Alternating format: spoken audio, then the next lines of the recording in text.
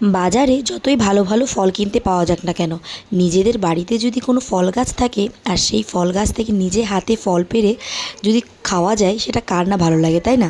আমরা যখন ছোটো ছিলাম তখন আমার বাবা এই গাছটা লাগিয়েছিল বাড়িতে, কিন্তু তখন ভাবিনি এটা এত সুন্দর ফল হবে।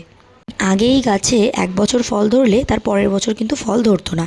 তো এই গাছটাকে অনেক যত্ন করার পরে, বাবা ওষুধ দেওয়ার পরে এখন প্রত্যেক বছরই ফল হয়। কিন্তু যে বছর অনেকটা বেশি হয় পরের বছর কম হয়। তো এই বছর কিন্তু কম হয়েছে, কারণ আগের বছর অনেকটা বেশি ফল হয়েছিল। কিন্তু কম হলেও ফল, লিচুগুলো কিন্তু অনেক বড় বড় হয়েছে, তোমরা দেখতেই পারছো। লিচুগুলো এখনও লাল হয়নি সেইভাবে, এখনও লাল হওয়া বাকি আছে।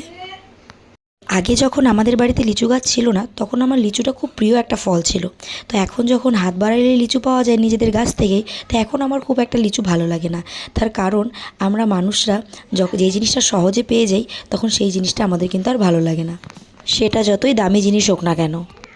আমাদের এই লিচু গাছ তোমাদের কেমন লাগলো কমেন্টে জানিও।